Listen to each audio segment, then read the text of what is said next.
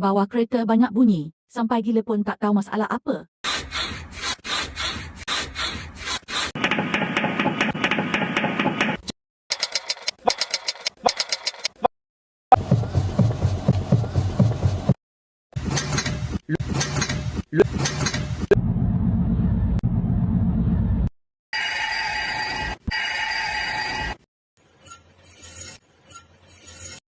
Jangan kedekut untuk share pada rakan-rakan ya.